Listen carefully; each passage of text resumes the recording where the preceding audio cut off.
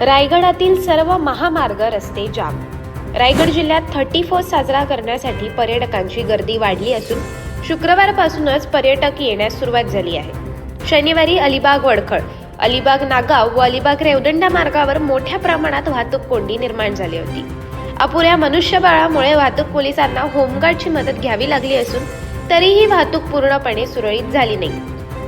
यामुळे अनेक पर्यटकांना त्यांच्या मुक्कामाच्या ठिकाणी पोहोचण्यास उशीर झाला। त्यामुळे पर्यटकांकडून नाराजी व्यक्त करण्यात आली आहे। नववर्षाच्या स्वागतासाठी रायगड जिल्ह्यातील हॉटेल्स व कॉटेजेस 28 डिसेंबर पासून पुढील काही दिवसांसाठी जवळपास पूर्णतः बुक झाल्याची माहिती देण्यात आली।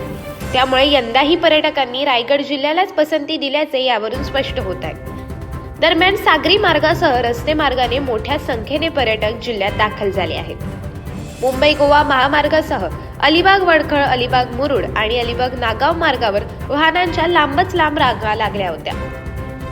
अलिबाग ते बेलकडे अवघ्या 10 मिनिटांचे अंतर पार करण्यासाठी अर्धा ते 1 तास लागत असल्याने पर्यटकांची मोठी गैरसोय झाली।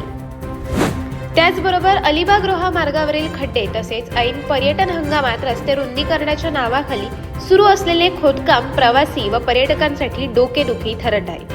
सार्वजनिक बांधकाम विभागाच्या दुर्लक्षामुळे धुळीचा त्रास वाढला असून वाहतूक व्यवस्थेवरही त्याचा परिणाम झाला आहे।